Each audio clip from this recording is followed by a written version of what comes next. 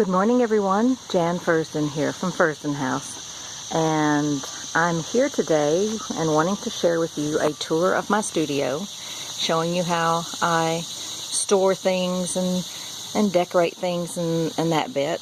Several people have asked for one. I thought, ugh, I've never done a walking video thing, but it's okay. If it doesn't turn out well, you'll never see it anyway, so it's a moot point. So anyway, there is my studio. My husband built that for me. He actually built it as an outside gardening, I hate the word shed, gardening whatever.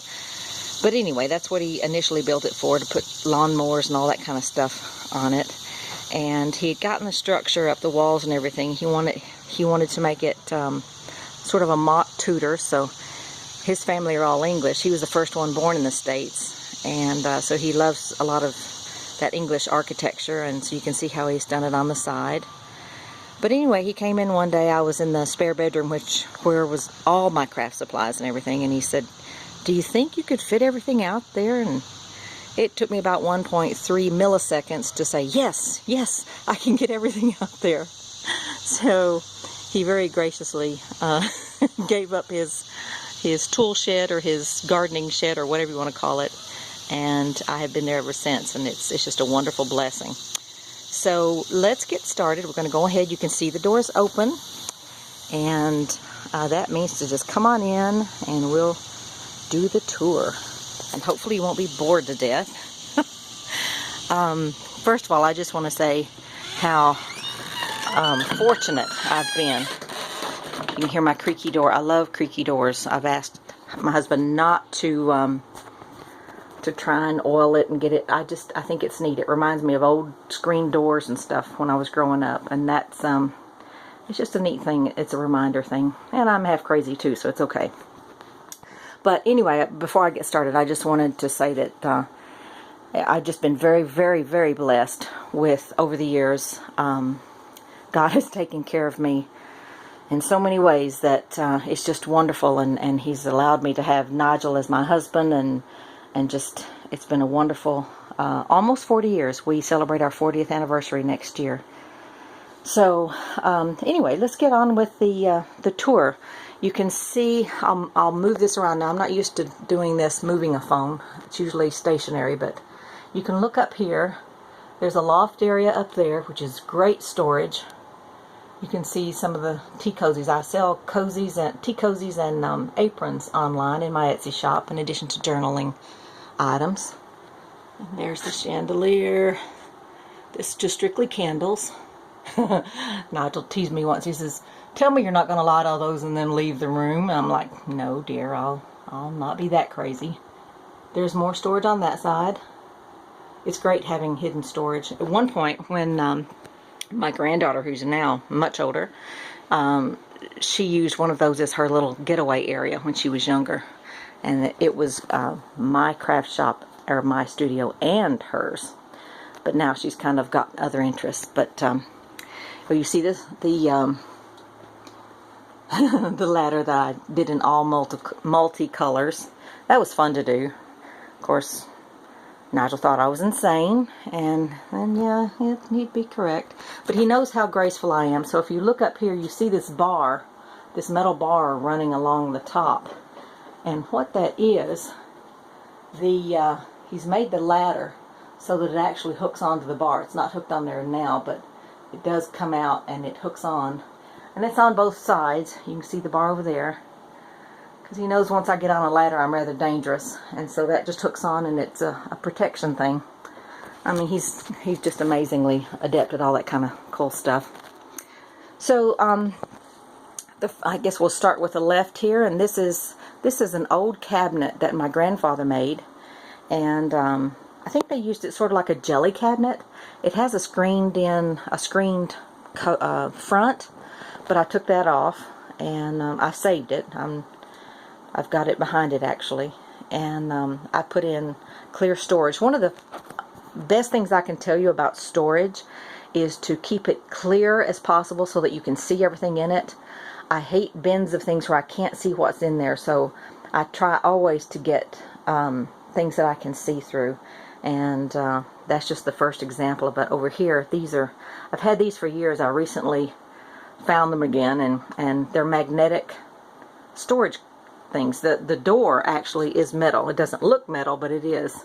And it's a great opportunity to store stuff and get it out of the way. So that's another lesson that I've learned over the years, is use up every available space. And that's what I've done.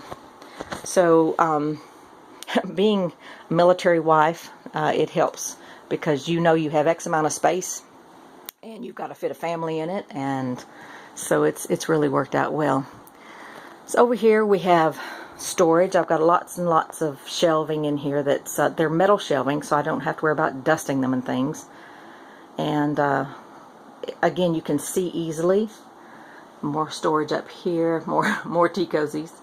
And here's a good storage idea. This is something that I got years ago. It's actually two pieces that I sewed together, and you can see the line right here where I've sewed them together. I'm not sure what it was intended to be. I can't remember if it was to store lingerie, socks, I don't know, jewelry, who knows. But they're fantastic for small bits and pieces. And you can see all that there. These bits here, there's a funny story. My mother-in-law owned a fantastic antique shop for over 40 years.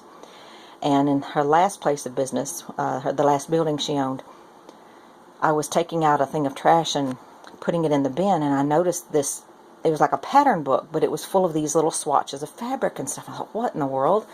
And I pulled it out and took it back into her, and I said, what's this? And she said, oh, that's the decorator next door. He's thrown out pattern books, and they, apparently they expire, or they go on to new whatever.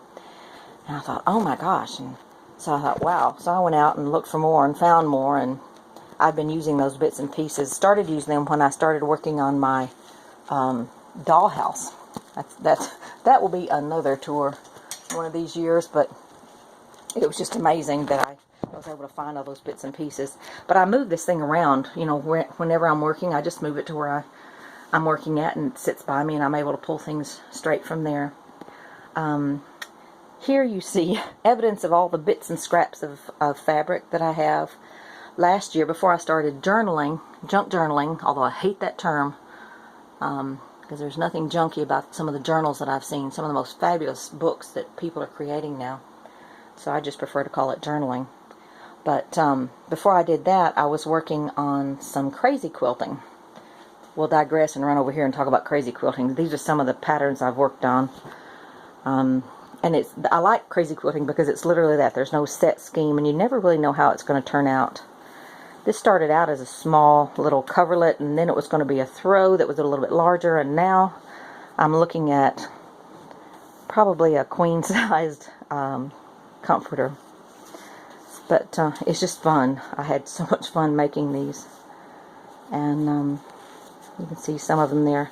It's at the point now where I need about 20 more of these squares. They're about 16 by 16. And then I'll put them all together and start embroidering over the tops and making it even more fun. So I realized with all that going on, it was going to be kind of heavy, and that's why it sort of turned into a thing to go over a bed rather than something that someone would curl up in on a sofa or something. But anyway, back over here, that's what all these bits and scraps and things are for. So at any given point, I've got so many things going on, so many ideas just percolating through my head, and I just kind of go from one to the other. Next to that is another project I've got going. That bin right there is full of sewing objects, either sewing implements or things that have been sewn by my mother, my grandmother, my aunts, my two daughters, my granddaughter. My son-in-law graciously gave me things from his mother when she passed on. Great aunts who've given me things down through the years. It's just amazing what's in there, and I thought I need to do at least one book for me that is not so much a sewing journal as a sewing keepsake book, so that I have one place to go to see examples of what they've done or things they've used over the years. And I'm really excited about it. I've started it, but it's again, it's another work in progress. and I'm really excited about that. Okay, what else have we got going on up here? The infamous flower presses. I bought a small press. It was about an 8 by 8, and my husband took one look at it and said, "Oh, you need a bigger one." So he made me this first one here. It's about 16 by 16 or 15 by 15. And he saw how fast I filled that one up, so he decided I needed another one. And when he made the second one, which is underneath it, it's larger. He had some more wood left over, so then he's made 2 more. There's 2 up here. You can see that. He spoils me. I'll be the first to admit it, and I love every minute of it. He's just a sweetheart, and he's always trying to do things to help me out and what have you. But there are the flower presses. That's where I press all the flowers that we can find in my garden, in my mom's garden, or on the sides of roads. It's really cool how my husband will stop on the side of the road, even when he's by himself, and if he notices a flower, he'll go and pick it. He knows I'm going to like it. Here's another good storage thing, and that's the pegboard. It's wonderful. I mean, you see how the shop is now, or the studio is now, but it's gone through so many iterations. I change it out as my needs change, or as my different tangents that I'm on. I go through those, but the staples are always here. The pegboard is marvelous. That little narrow storage unit, I guess you want to call. That's where I keep things that I've completed. Or also things I don't use that often. Those are 2 fruit plaques I make. I haven't done them in about a year, but they're for Christmas. They're to hang on the outside of your home, on either side of your door. And these are the lemon ones. And then over here, I'm just going to pan over here quickly. You see the large one that goes over the door. And I had one in red apples, and I ended up taking it apart for some reason. I'm probably going to go back to it, but that's what that is. And as I said, I've stopped making those for a while. I may start it up again. Who knows? And this desk was used by one of our daughters when they were growing up, and I changed it out a little bit. Well, I came up with an idea, and my husband very graciously did it. He made it happen. I'm one of those people, as I said, I like clear storage. I like to see what I have, and because if it's out of sight, it's definitely out of my mind. I don't think about it, and it can sit, and I'll have something, and I don't even think I have it, and then I'll go buy another one, so it's just nonsense. So I learned long ago, keep everything as visual as possible. And so this is how where I store my stamps, my rubber stamps. What we did, the royal we, the front of it had an opening on it where you could see through, you could see the person's legs who was sitting at the desk. And so I came up with an idea, and Nigel made it happen. He put a sheet of plywood in the front and stuck it on there. And then these, you can see here, there's a little lip in here.